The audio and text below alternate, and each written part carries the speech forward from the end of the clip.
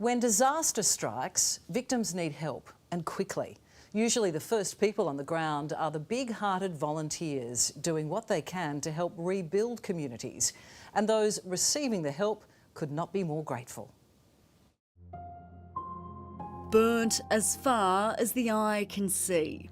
It's been a month since bushfires devastated Raglin in Western Victoria, destroying over 1,000 kilometres of fencing. These Blaze Aid volunteers are putting it back together, post by post.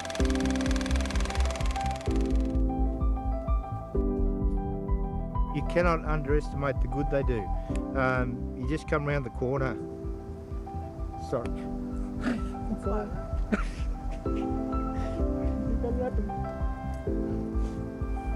I'm sorry. No, don't be sorry at all. It's really hard. It is. Because you come around the corner and all you saw was devastation. Fences down, trees down, black everywhere. Still, when we came in this day after, it was still smoking. Sandy Little and wife Bronwyn have farmed this land for decades. They lost their sheep, sheds and nearly their house. To see the burnt fences gone was such a wonderful feeling. To see these new shiny fences up is just beautiful. And the volunteers aren't just building fences, they're also helping rebuild people's spirits. Being an old cocky, no one builds a fence as good as me. You know, there's always that issue. But these guys, you know, it's no worries. They'll build to your design. But you're out here giving them a Oh hand. yeah, oh, tell them what they're doing wrong. Yeah, that's it. For Gabby Carasis, these burnt paddocks are a world away from her home in Lima, Peru. She and fellow backpacker Andreas Alvier had never built a fence. Now they're building dozens across the district. It's also very rewarding to just be able to help those who are affected in the bushfires. There's so much loss in this devastation, and we're just really happy to do that as well. I just can't imagine myself being in Peru doing what you're doing here. I reckon it's amazing. It's great. This is the first time doing this. John, why is it that you wanted to come and volunteer? It was about 18 years ago. I had my own small property and we were burnt out.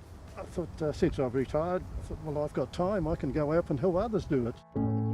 Jocelyn Reid is a former school teacher. Now in her 80s, this heritage-listed property has been her family home for generations. This section over there is burnt, all close to the house, came very close. And this is the wool shed that you lost? That's been there since 1892. When you've had something awful like this happen, how helpful was it to have the Blaze Aid team come and help? Oh, wonderful, wonderful. Insurance doesn't cover, it won't cover my fencing loss at all. And so it's very good to have some extra support that at least starts the job. Blaze Aid was born out of Victoria's Black Saturday bushfires, but they assist after any disaster. Many of the volunteers, like Sue Frost, have gone from having no experience to travelling around the country to help. It's your 10th camp. What keeps you coming back? Just knowing you're helping the farmers. And it's very rewarding and it's good fun. Meet a lot of people. And it's pretty hard work. Well, catches your breath every now and again. But yeah, you sleep well. In December 2022, we met Blaze Aid volunteers helping farmers after floods hit Bridgewater in north-central Victoria. They are a lifesaver. It's beyond amazing, so thank you. Oh, we're just glad we could help. Since then, volunteers have worked on close to 1,000 more properties around Australia, rebuilding a further 850 kilometres of fencing. From the time Blaze Aid began in 2009, more than 17,500 kilometres has been rebuilt. That would fence Australia and then some. There are currently Blaze Aid camps working in almost every state. The jobs, like the one here at Raglin, tend to last for months, and they always need more volunteers. You can all do something, whether it's helping in the kitchen or out here on the fence line. As the sun comes down at the end of a hard day's work, it's back to camp. Time to wash up, wind down and kick back.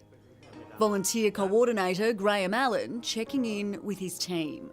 I also get the enjoyment of seeing the volunteers enjoy their work, and of a night they come together and have a drink and have a meal and chat, and they enjoy themselves. Once the sun is back up, they'll be back out there. These people are on the ground, they're practical, they're unreal. But it would take us years where it's taking them days. Yeah, the work they do is incredible, and to all of the Blaze Aid volunteers, we salute you.